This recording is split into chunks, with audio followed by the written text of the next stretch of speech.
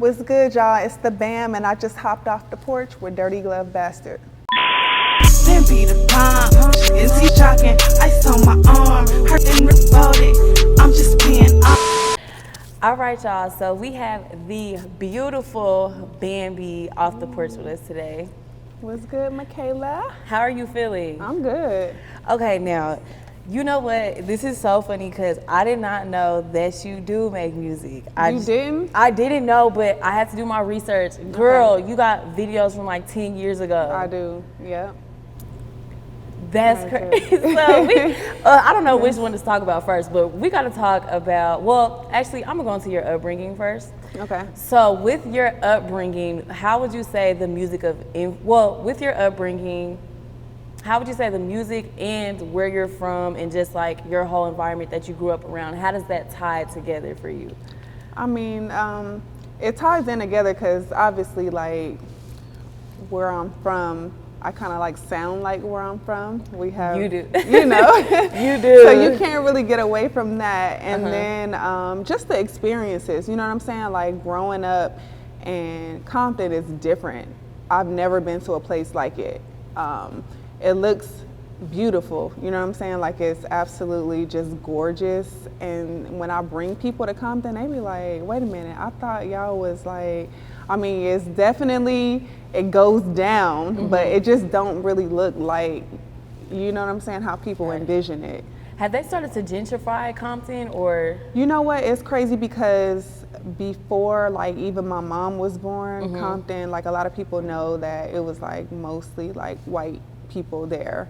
And then they moved out, black people moved in. I mean, so they pretty much have kept it to where it looks like nice. I wouldn't say it's a lot of gentrification going on there. Like the people who's around are just around, and they ain't giving up their spots. They're like, we right here. Right. What would you say Compton really teaches you as a woman? I mean, Compton is very, very, very diverse.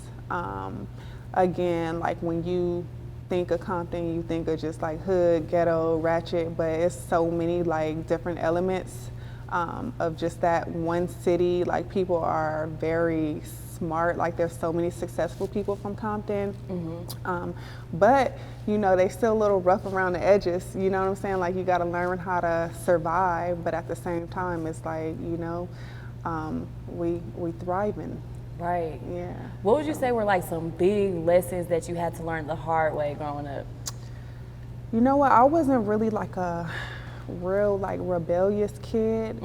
I actually have been very blessed to like have witnessed a lot of things, but wasn't necessarily like a part of it, if that makes sense. So like I've seen some crazy stuff go on, but I wasn't necessarily like a part of those things. So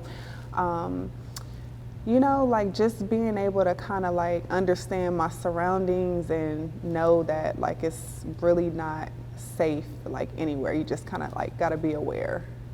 So. Wow. So I do want to ask, how were you able to really keep that mindset and not get sucked into the environment around you? I think the people around me, they kind of just like expected me to not be like what was around. And then I had a lot of encouragement from my cousins, like my siblings, you know, aunts, uncles. They're like, hey, like look what's going on around us, like you have an opportunity to get out of here and be better. So just the people around me like were really encouraging. Now, you obviously were doing the music before your career with reality TV, right? So let's talk about how music even came about for you. Well, both of my parents were musicians. My mom sang, and my dad was in a band. He played like the drums and stuff.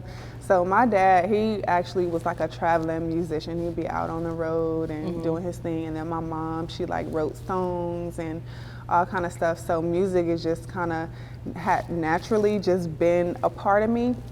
But I became like a model, an actress, all that stuff. And to be honest, once I started doing music videos, I was like, Look, like they got me sitting over here in the side, like I'm supposed to be over there, like you know what I'm saying? Like I just really didn't like the idea of them calling me on set to like be a part of, you know, background of somebody else's stuff. So you were like doing, I don't want to say Vixen, but you know what? I mean, I don't even really mind that word, but to be honest, like in LA, and everybody knows this, like if you're an actress or a model, like your agency back in like maybe like 2005, I don't know like when it started, but that's when I started like doing music videos and stuff. They, your modeling agency, your talent agency, they would actually send you out to music video auditions because we was like making money doing that then. So back then, what did the checks look like being girl, a video girl? You know what? I was just talking to my husband about this the other day. I'm like, I'll go do a video like real quick and get like $5,000. Really? Yeah. Like back in the day? Yeah. Wow. When do you feel like the video girl era kind of dispersed in a sense? I would say like around 2012. Maybe like 10, 12, like around that time, it started to kind of like die down because people were becoming more independent and not really doing things like from their labels. So they budget kind of, you know what I'm saying? It's like their own budgets. Right. So, yeah. What was like the biggest music video that you was in? The biggest music video, I think I don't know, it was out of two of them. So my first music video was Amusement Park with 50 Cent. Oh, you was in there? I was in there. Wow. And so that might have been the biggest one, but then it was like Lil Wayne and T-Pain, the Got Money. Yeah, I was in there for a little brief little moment. Do you ever go back and like watch yourself in the video? I don't personally, but people like tag me in that stuff sometimes, and I be like, ooh. Wow. Yeah. So you really had a whole career, because I'm not gonna lie, I wouldn't say recently, but I did find out that you were on Basketball Wives too, like the very beginning. Yeah. And I went back and I'm like, wait. So I'm like, I've really been curious of how your stepping stones look with just even entering into the reality TV world. Well, you know, it's crazy because like, just like in LA, like where I started at, being like, you know, in the whole entertainment business, it's like a hustle, you know what I'm saying? So they like, hey, you want to do this video? Hey, you want to do this independent film? Cool, whatever. But when I came out to Atlanta, it was a little different. Like we just discussed, the budgets got smaller for different things, and I started like working on my music. And at that time, my friend Malaysia, she started filming her first season of Basketball Wives. And while she was doing that, I was just like out here like doing my music thing. And I had a couple songs that was kind of, you know what I'm saying, getting a little motion. I won like the little battlegrounds, all that stuff. So she was like kind of introducing some of her friends to the producers like on Basketball Wives, and so they would go through like an extensive list of all her friends, like trying to find really trying to find some of her basketball wife friends to be on the show. So you know, they doing all these interviews, and then I did an interview with them, and I think it was just a little different because I kind of already like had some motion, and it was just a different kind of spin on the show. Like, you know, like an artist, and I wasn't dating a basketball player. I was just like, you know, doing my thing. Just pretty, just sitting pretty. Just, you know. Now, when it comes to being on a reality TV show, what toll would you say it takes on a person that us as an audience wouldn't even have a clue? I think, to be honest, like trying to maintain personal relationships is a real struggle when you're doing reality TV, because like I tell people all the time, you kind of gotta separate it a little bit, like reality from real life, if that makes sense, because they put you in situations that you normally wouldn't be in. So people are like, oh, this is fake. Like, nah, like I ain't saying nothing is fake, but it's just like the situation that you're thrown into may not be a realistic situation. Like I may not be sitting down with whoever, like on a regular basis, you know? So you get thrown into crazy situations, and then people just react you know, and with your personal relationships, it's like it's always at stake because everybody kind of got like a little ego, you know, like they on TV, nobody want to be embarrassed on TV and all that kind of stuff. So that's another thing as well, like, cause you know, like you said, you've been on Basketball Wives, like you've been in the industry like for a very long time, and some of your life has been put on the forefront for us to see. So where do you draw the line with like actually creating privacy for you and your family? You know what? It's crazy because I never want to go too far into like my anything that has to do with like my kids and, you know, relationships. Like we'll hit like the surface but never really like go too deep, because at the end of the day, like, you know, you do have to save some of that stuff for home, you know? Yeah. What would you say is like one of your craziest moments just being on Love and Hip Hop or Basketball Wives? Y'all done had so many. Like, I ain't gonna lie, I'll be going back watching the older girls. Stop watching that. the older clips, just cause I ain't gonna lie, like that was a whole era. Like, no, it really was. I don't know. I've had some moments, but recently, I think I was pregnant with my last baby, my daughter, and then me and my husband got into like this crazy argument, and I think that was like one of the worst moments, because that was actually one of the first times me and him had gotten to something so heated, like on TV. Like everything else had been kind of like small, and we'll just. What is it like with the cameras just watching y'all argue like that and everybody around y'all? It makes me cringe. I'm not gonna lie. Like I still kind of like hold back, to be honest. Like that's why I don't never feel like I'm good for reality TV, because I'm not one of them people that just like get in front of the camera and just try to go crazy, like just because the camera's right there. I'm still like very reserved, and so that doesn't necessarily make for great TV. So I would say that I'm a little boring on TV, and I can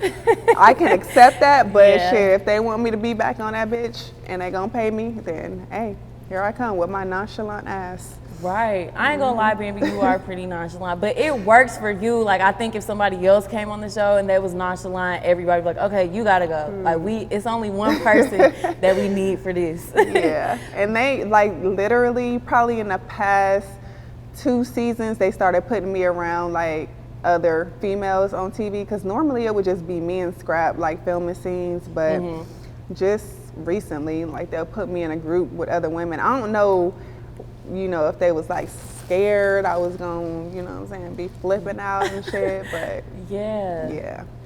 So, you know, we got to witness your journey, just like, I don't want to say we watched you like evolve, but we really have, like, you've been in the forefront for a very long time.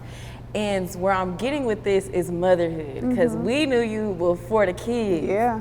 So just talk about that experience and how it may have shaped you as a woman and things like that.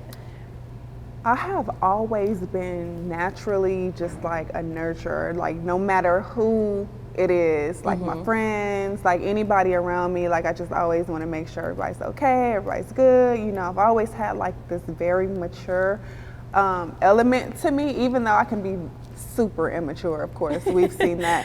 But for the most part, you know, I've always been pretty mature, so I think when it was time for me to slide into motherhood, it was just like a natural transition. So, yeah, I think I was kind of made to be like a gangster and a mom at the same time. But they be saying like real nigga and a mom, like exactly after that, period. That part. Now with motherhood, how would you say, like, so what are some certain things that you guys are instilling in your kids right now? I just want my kids to be kids for right now, to be honest. Like, I don't want them to,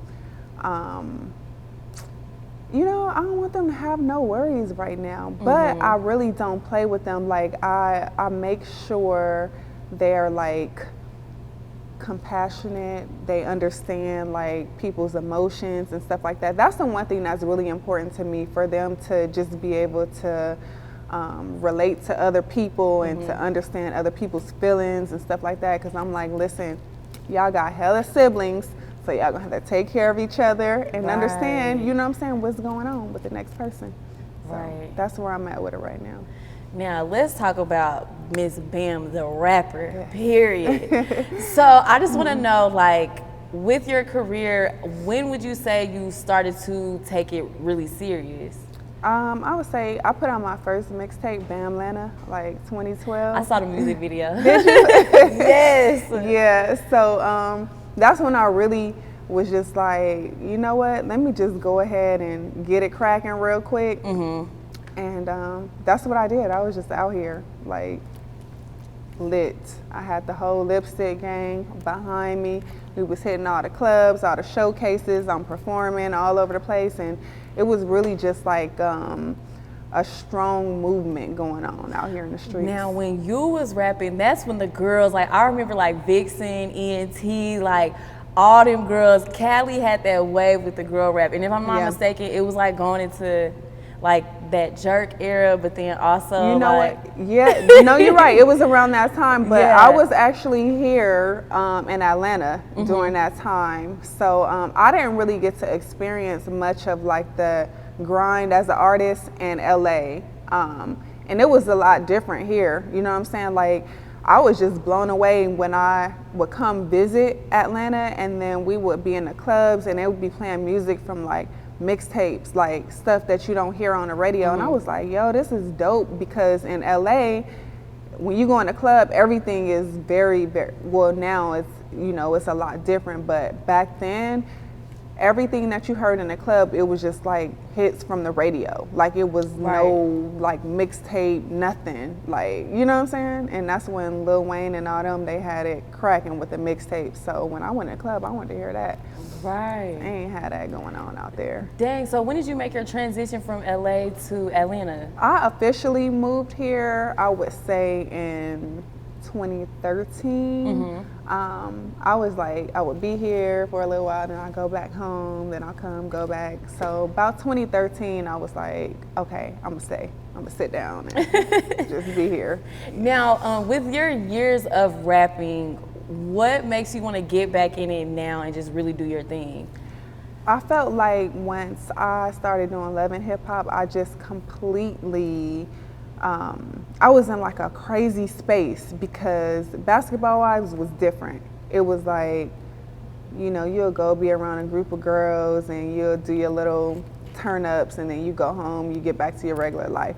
But with Love and Hip Hop, it was so different. It was so draining because it was so personal. You know what I'm saying? I was gonna ask you, did it ever drain you? Yeah, it was so draining, like for years. And I was just like, why the fuck, like, are all these people coming for me? Like, it's just weird. Did you ever have to just like sit in a room and be like, what is happening? Like, what? Yes, why? I still do that sometimes.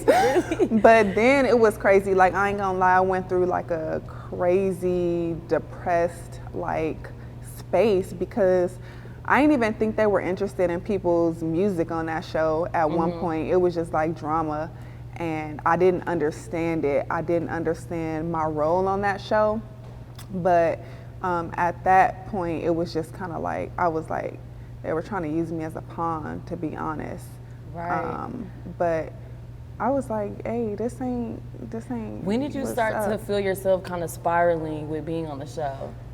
Shit, when I first got on there, like, for real, I started to unravel real quick. I was like, what is going on? And it took a long time to get out of that space. Yeah.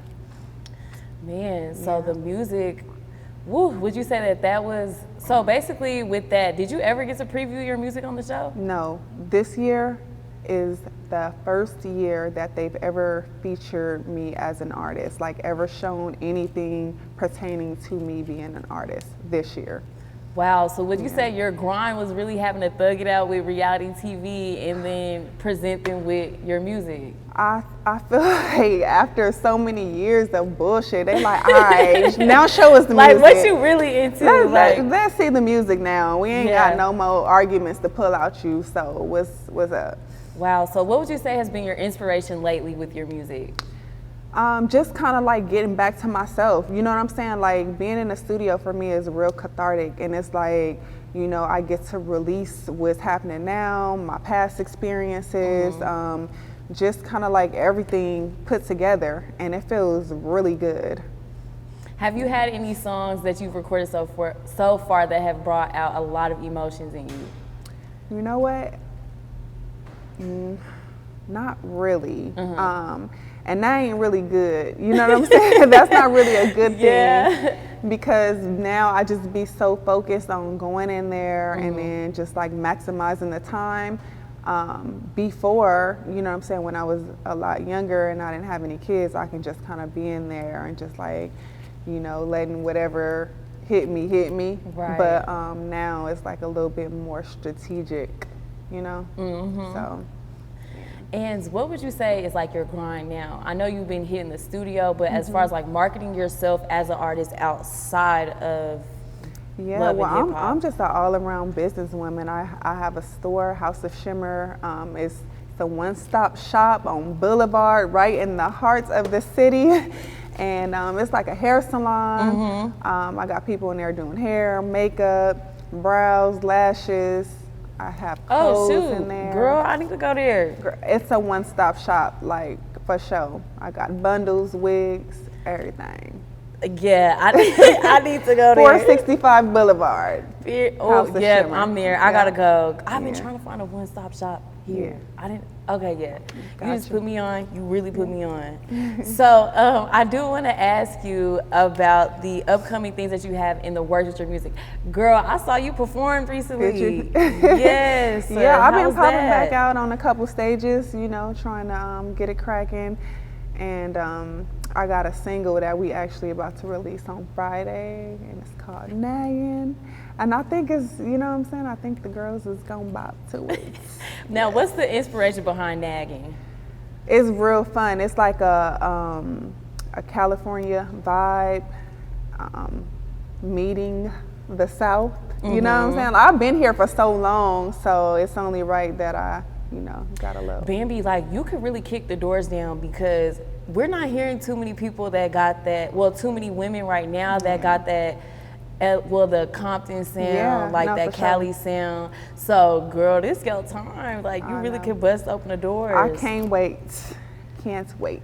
You really can. I'm excited for you. Yep, I'm excited too. And then, you know, my husband, along with Trillville and Mario and Carrie Hilson, all them people, they got the Millennium Tour that's finna, you know what I'm saying, get cracking.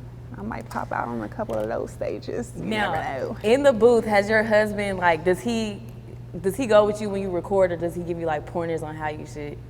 No, we kind of like, I mean, he has been there with me for sure, but you know, he'll go do his thing, I'll go do my thing, and then when we meet up and we listen, we'll be like, Oh, do you be nervous previewing your music? Sometimes I do, but like, I feel like he be so lit to everything that I let him listen to. I'm like, I can't trust you. I can't trust you, because everything, he be like, nah, I like that. I'd be like, boo, come on, man. You can't like all of it. He like, nah, like I really do. So he's really encouraging.